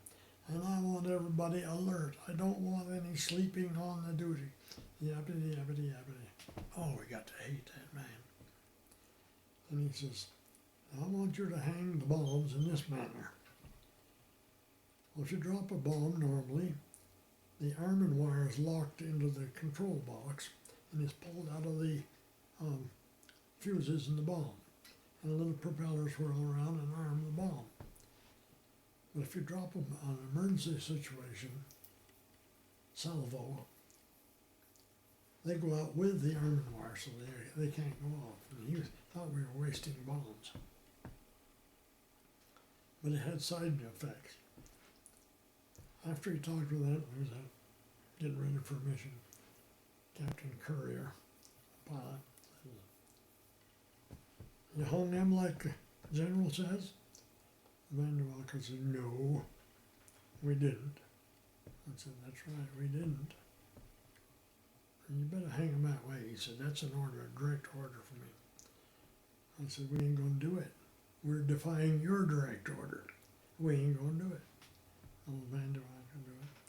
And another guy on the crew, he'd been a pilot in World War II. He said, "I'll go along with the troops, Colonel."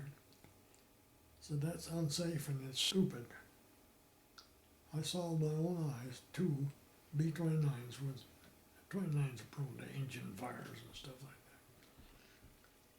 Get an engine fire, and following the procedure that they'd trained years on, they'd salvoed their bombs. That clump of bombs dropped down out, and they were armed, and the little propellers going like hell, and the bearings out of the fuse flying out. And they bumped together under the airplane. I saw 2 B-29s destroy themselves and the crews. And when I come back home, I said, "You're on a lucky crew. You're getting the first B-36.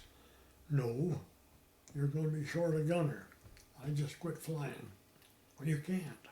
General LeMay says that there's a war on.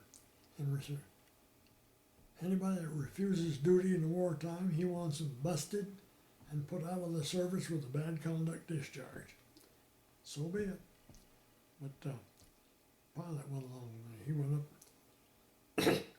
and I don't know what he told the shrinks. The 3rd session with the shrinks, I don't know what I said, but I said something to him. This old boy just, face got red, and he stood up and slammed his fist on the desk. "I don't see how you got on flying status. You're unstable." "Yes, sir, and I'm a danger to my crew." "You're grounded. You'll never fly again." Then I worked as a mechanic for a while. They even finagled me into a civilian aircraft and engine maintenance school. And I went down to Wichita Falls, Texas to school for aircraft and engine maintenance. I liked that work. 5 days a week, 6 hours a day. My God, lovely. So I stayed there 3.5 years. But I wasn't going to fly anywhere near his orders.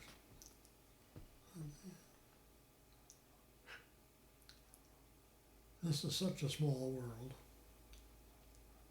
We have a little gathering pretty every noon down at McDonald's. And I got acquainted. One of the guys he's a retired captain from Eastern Airlines, pilot. He said, I was in the service one time. I liked it, he said. I said, where the hell were you to like it? Wichita Falls, Texas. Nobody likes Wichita Falls. Yeah, he said. I said, did you ever hear of an aircraft called the YC-125? Yeah, those 3 engine jobs. He said, I thought that was a good airplane. He said, our instructor took us out there and sat us in the back, and he'd rode the right seat, and he'd call us up and teach us to start engines and check them out and shut them down and stuff. I did that for several months, and the time frame was just right. This retired pilot was one of my students. Oh, be darn. Wow. Yeah, we meet a lot of interesting people down there. Yeah. Now, when you re-enlisted, was it with the idea that you were going to make a career out of it, or did... That's hard to explain. I'd get to hating it like crazy. And then about the time re-enlistment come up, things start smoothing out. It's pretty good, so I'll try another hitch. So I tried to hitch. I ended up with 20 years and 3 days. Wow. And the reason I would have stayed, even though I was working in job control in Cheyenne. We planted all those Minuteman missiles up there. And all those 80, 90 hours a week, just as regular as hell. Terrible weather. And the last year I spent in job control, sitting at a call director telephone, talking with the people in the field, ordering parts for them, giving them advice, because I'd been a couple of years doing the job already. And that was going pretty good. And Jack, personnel neighbor, the work person, he said, you know, you taught helicopter maintenance for a while, didn't you? Yeah. He said, they are crying for it, man, to go to Vietnam. Oh, jeez. I said, I don't want to go to Vietnam. One of our neighbors went, and he came back in just a few months, a loony. Went into mental hospital, we never heard of him. I didn't want to go that route. So I started checking my paperwork, and I had 20 years and 3 days. And I applied for retirement, and they accepted it. And IBM was just opening up, and they accepted me down there, too. Huh. So then you went on, and you said a 20-year career at IBM? Yeah.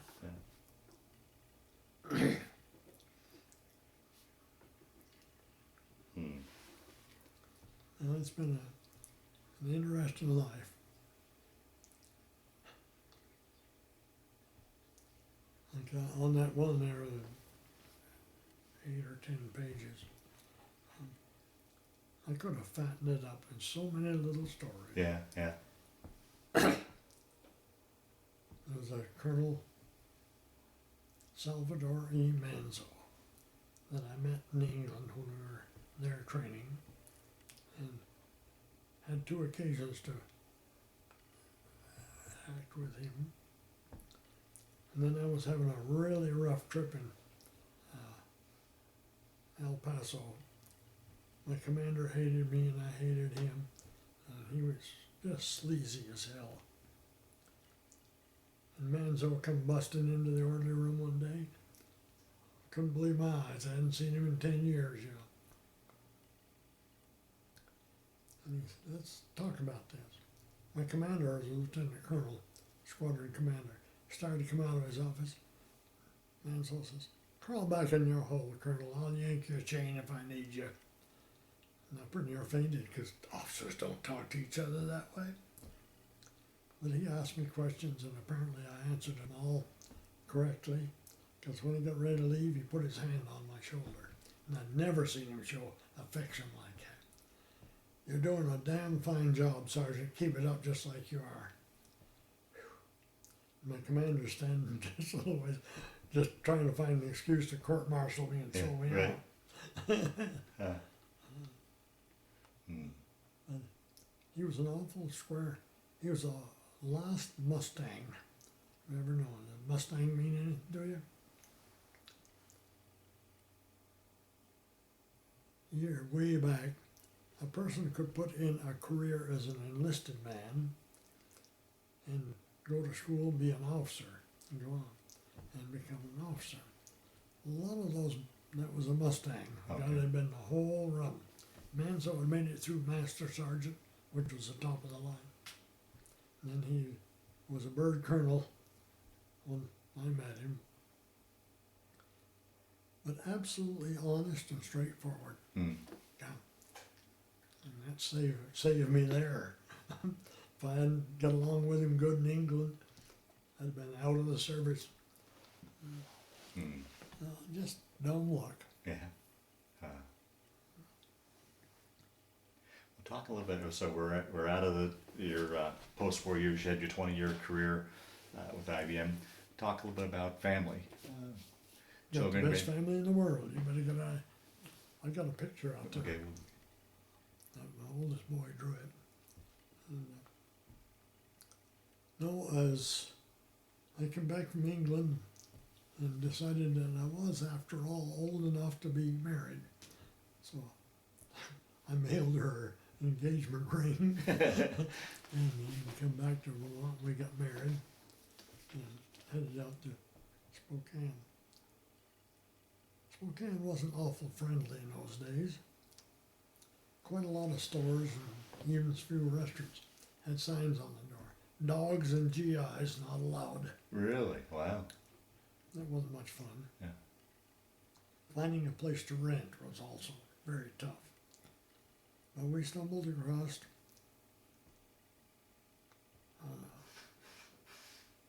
an old boy, Jake Abrams.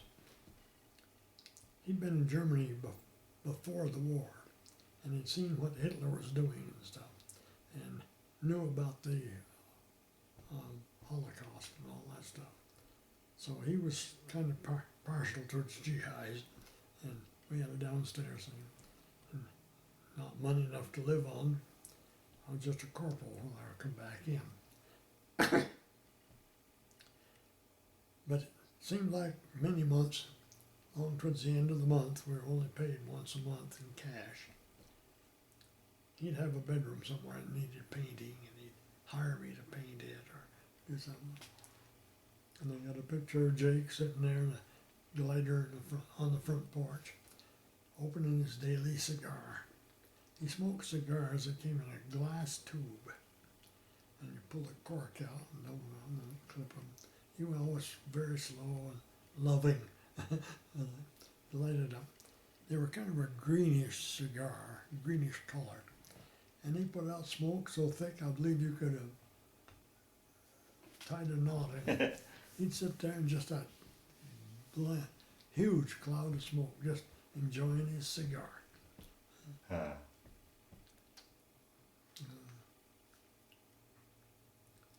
No, I stayed there till I had to go to school. Our oldest boy was born in Spokane. Then when I was in Wichita Falls, I was instructing. Next boy come along. And then we thought we was done with that until I was in Midland, in Goldsboro, North Carolina. I'd gravitated from my year as a first sergeant, acting first, into office work. I was a training NCO, and then they opened up a new job, reports and analysis, they call it.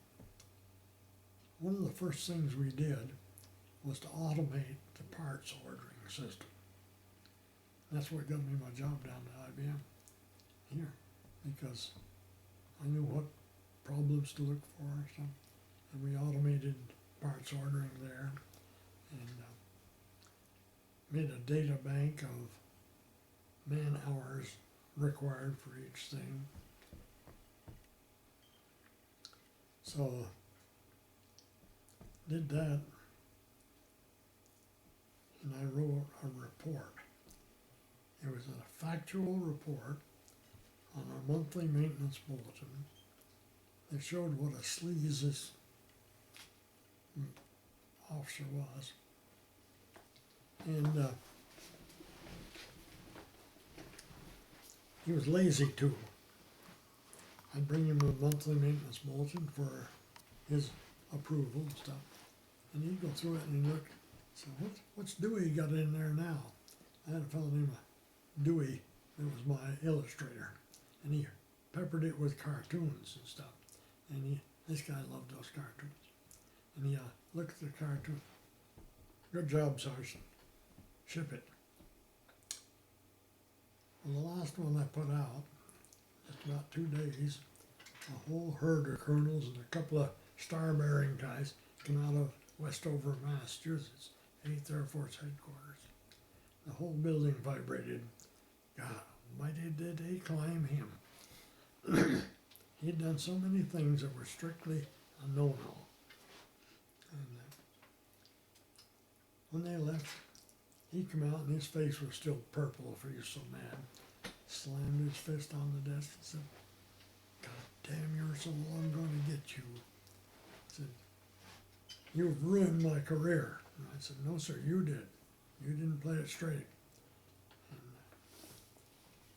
I had been working with personnel and thinking I wanted to get out of there because I knew I was treading on thin ice. They accepted me for assignment to the Minuteman missile training program. People up there thought we were crazy. I come driving up with a moving van, big semi-moving van, backed up to the house. Hey, you don't have to do that. Why not? Well, they'll do it for you. I said, I'm they. I was working part-time for Allied Moving and Storage in Cheyenne. So I got paid, she got paid for packing our goods up and shipping them. And when it was Cheyenne, spent time there. We spent several months in Ludlow, Illinois, on an old farmhouse. And that was a pleasurable thing. Didn't have to be on your good behavior day and night, or the MPs would get you for your lawn needed mowing or something like that. And the kids, the farmer that owned the old house, hire the kids to do things, and actually hired me a couple of times to drive his tractor. But it was a nice session there. Well, we've had good times. So you had just the 2 sons? And a daughter. And a daughter, okay. 2 children. The daughter came into this area as, what was she, just first grade? Sandra? Yeah. In the first grade. The boys were just in high school and starting. And the daughter was up here. She wanted to go in the service. The boys registered for the draft, but their numbers was too high or something, so they didn't have to go. She wanted to do that. She was a paramedic. She was a paramedic. She liked the medical field. And she'd go to places and say, I want to enlist and go to school and be a paramedic. And, no, we don't do that. Ladies don't do that. They have to go out of the airplanes on cables or parachutes. Wouldn't do it, wouldn't do it. Well, she turned 18, and we was back in Vermont, I think, when she found a recruiter in the Army that just lied to her and all that. Oh, yes, certainly. We'd be glad to have you. But the school is not open right now. If you take a year as a military police, the school will be open then, and you'll get to it. So she suckered into that. Spent about a year on the DMZ, guard duty in Korea.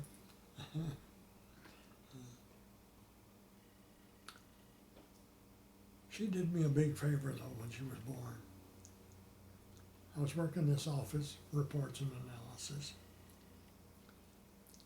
and I had a bunch of people in the office, I forget to count. The runways weren't handling the B-52s very well, breaking them up. So they're gonna have to strip them and rebuild the runways. So they sent everybody up to Thule, Greenland. It's a horrible place. And sitting at midnight up in the hospital waiting for our daughter to be born, I could hear them firing up those airplanes. And by the time our youngest daughter was born, the airplanes had all gone to Thule. And I had the office all to myself and no job. So that was pretty good. Yeah. So 3 children, grandchildren, great-grandchildren? Oh, yeah. Is that still? We'll film it. Film the picture later. Okay. My son, oldest boy, is quite good at things. And he built us a family tree. And it's got them all there, arranged in the proper places. And we're so fond of it. I can sit here and look at that for days. And so, yeah, we got me. Now, I made it through high school. Number 11 out of 21 Yeah. students. That's not spectacular. Our boys, the oldest one got married early, and then the next one, we sent him out to Mesa, I think, down on the western airport. He came back after, that's not doing me any good, I don't want that. So we went to CDC, Career Development Center, and became a sheet metal man. Went to work for Beach Aircraft when it was down on the diagonal. He worked there, and then Beach packed up its bags and went back to Wichita, Kansas. So he didn't have any skills. So he went back to CDC and became a machinist. And he fit that like a glove. Hell, he got to be a master machinist. And then he got into the computer stuff. And he's a master computer operator, as far as I'm concerned. Wow. And he designs plastic molds. An outfit will need something made, they send him specifications, he designs them, and you have to compensate for the type of plastic you use, how it reacts to heat and cold. So he sits there and he's steadily employed, but so free and easy. I mean, he can do whatever he wants, anytime he wants to. His wife, she had a degree. Yeah. That's how she she graduated before he did, and then he came on down to here, and they got married. No, you're talking about Kevin. Oh, I'm talking about sorry. David. David's wife I don't know.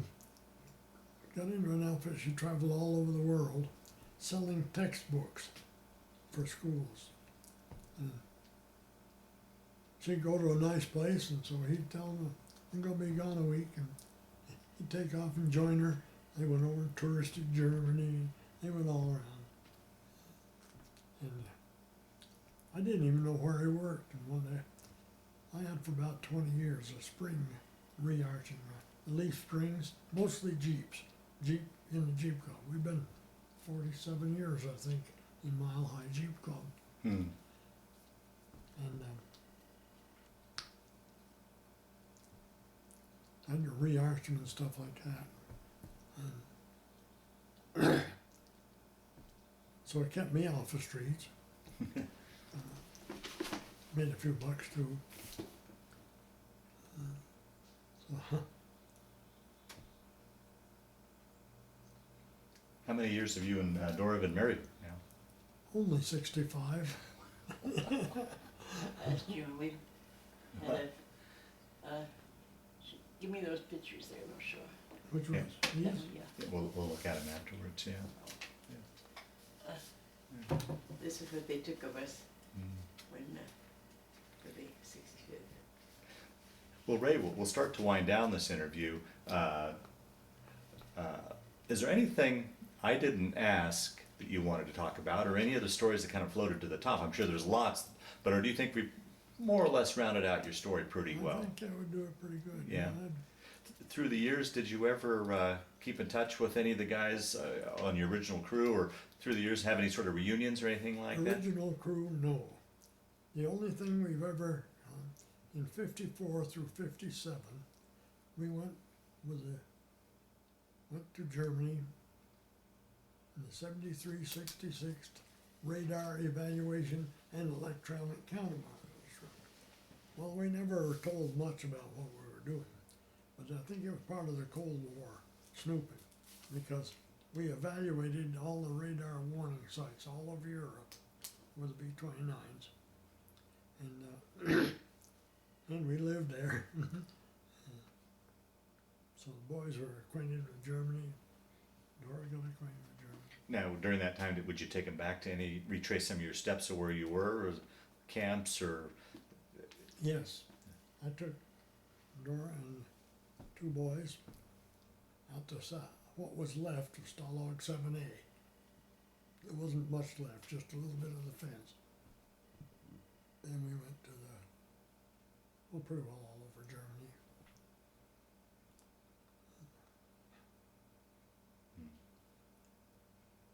I think in that 4 months TDY, with Colonel Manzo was ahead of it. That was an interesting thing. He'd come up and said, "You guys have been working pretty hard." He said, "All duties are suspended. Have a good time."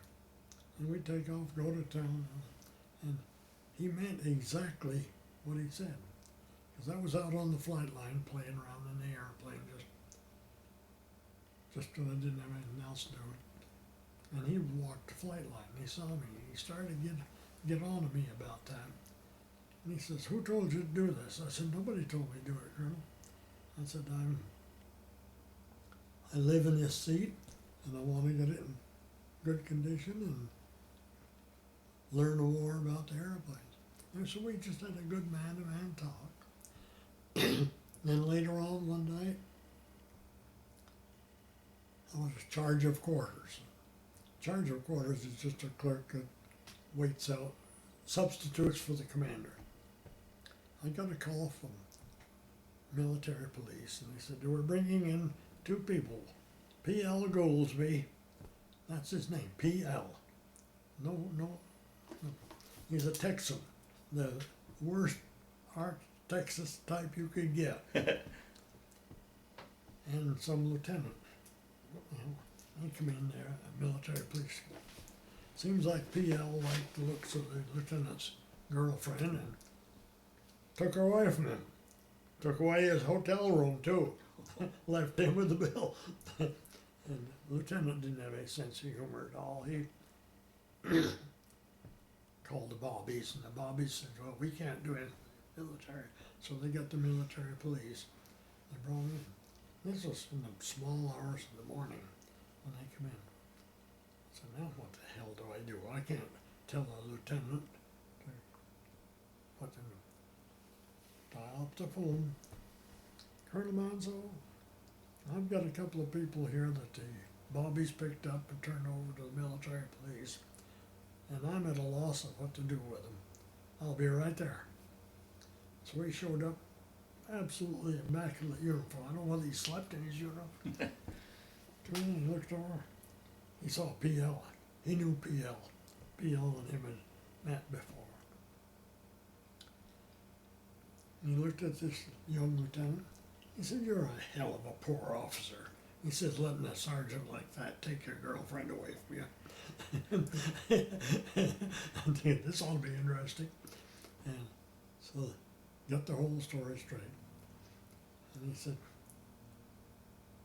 "Probably we got grounds for court-martial, but we're not going to." He said, "You people will not leave this base except in line of duty the rest of the time we're here." He said, "I'm not going to fool it." Boy, saved my life. And then I run across him when I was acting first sergeant in El Paso. And he put my commanding officer right back in his doghouse. He was a neat old man. But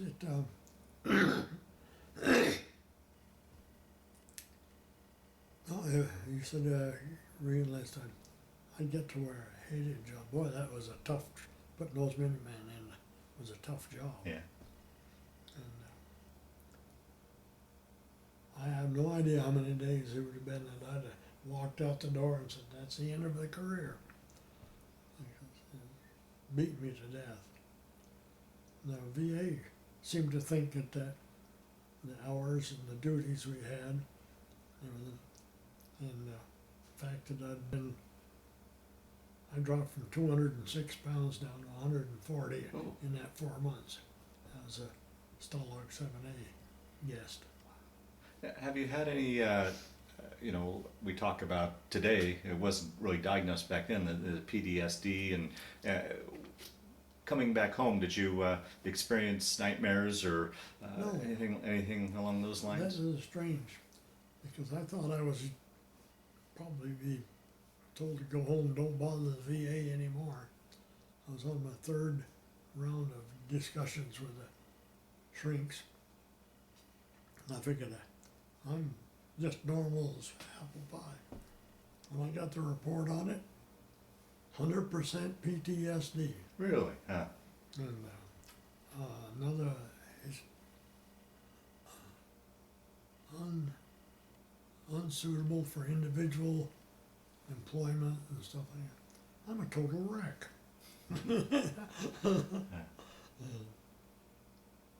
So, but the ulcers, I think that probably, from coming out of the POW camp, and then living in Vermont, trying to earn a living, drinking too much beer, living on crackers and beer, I was sick. Yeah. When I went in the service, I was really sick. I think, Christ, we got a forest fire out there. Smoke rolling down the street. Mm. But I don't know what the fact is. Yeah. But I don't have, I think back on them. And the last shrink said, I said, "PTSD, you're out of your mind." No, I couldn't have. She said, "Well, you dwell on your wartime experiences." Well, I said, "You asked the questions." Yeah. She said, "No, but you're going to have to watch that." So there it is. Yeah. Well, the last question I always like to ask on these interviews, how do you think that period of time, I guess I'm zeroing in on your World War II experience and bailing from the plane and your POW experience, how do you think that affected your life, changed your life, played a role in your life, or was it just simply, do you look at it as a chapter in your life? How would you explain that?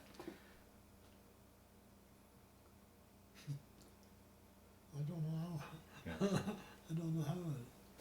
He wasn't 21 yet when he was through. What's that? He went into World War II, and by the time he came out and was discharged and all that, he hadn't turned 21 yet. Wow. Yeah. Just a kid. Things move fast. Yeah, just a kid. Yeah. I'd learned to fly airplanes, everything. Now wished I was an artist with words, because I think that could be a fun book. Yeah, oh, absolutely, yeah, yeah, yeah. How would you explain we're having a holiday from Colonel Mansell's? One of the guys had his bottle in hand and he dragged his chair up onto the little tin shacks we lived in. Was sitting up on the ridgepole there, sipping beer. Somebody told him, "Shut up, get off of there." He wasn't, so they threw a bottle at him, hit him, knocked him off his chair, fell down off the roof. Nobody even went to look at him. Pretty soon he got up and went on his way. Well, certainly a very interesting life to date that you've, yeah, man, yeah. You know, they had these base alerts where they come in and inspect everything. Well, somebody got a major or something, and they went out and they partied all night long. Got home about 3 o'clock in the morning, and we had a long hallway going back to our bedroom. And it looked like he was going uphill all the way, trying to get there. Well, he no more and got to bed, and they called this base alert. So he had to get out and go down there. And all of them had partied so much, my gosh, they were grabbing over people's feet and everything else doing that. And they finally stopped. They said they just passed them and they'd come back some other day. We drove for several months, lived in Kaiserslautern, and drove to Rhine, Maine. 70 miles, isn't it? 70 miles in the morning, 70 miles at night. And through the worst winter Germany had in memory. That wasn't fun. Certainly a lot of memories, a lot of stories, for sure. Yeah. Well, Ray, I want to thank you for sitting down today to tell your story, but just as important, I want to thank you for your service to our country. Well, it had to be done the way things was shaped up.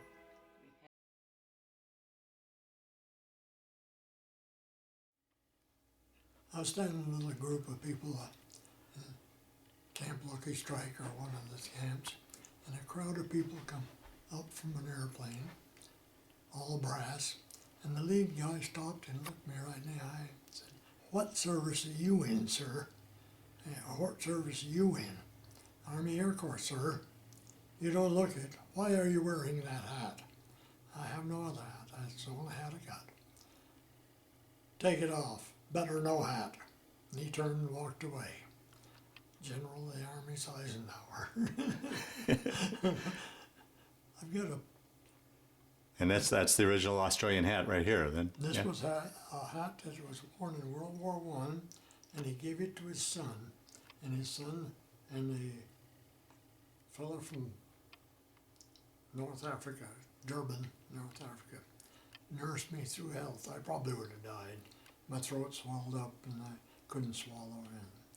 They'd mix up powdered milk out of the parcels and put a lot of pepper in it and spoon it into me and get my throat dried out.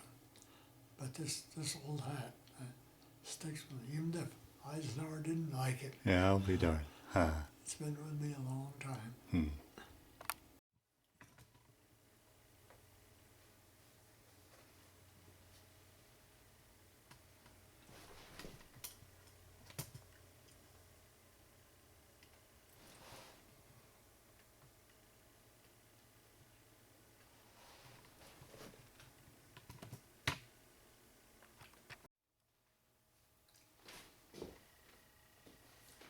Okay, this is the start of it all. The roots of Babcock and Lewis and Allman. It's our oldest boy and his wife, and our oldest granddaughter, the only granddaughter in the house. And then his son and their 2 kids. This is my next boy, David and Jan. They've really done that.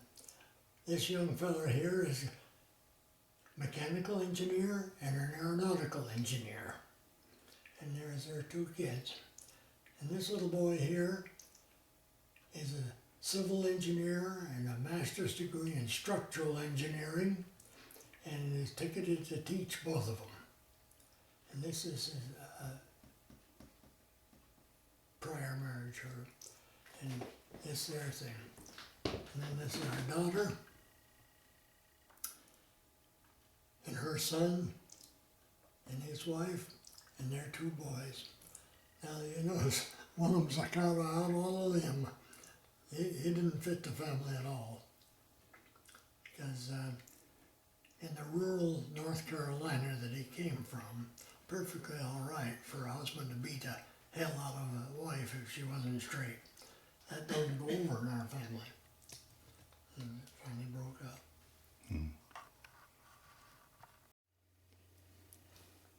Our daughter makes an annual affair of creating calendars for us. That's the whole family, right in one clump. And each month features different families and different things. We're awful proud of those calendars.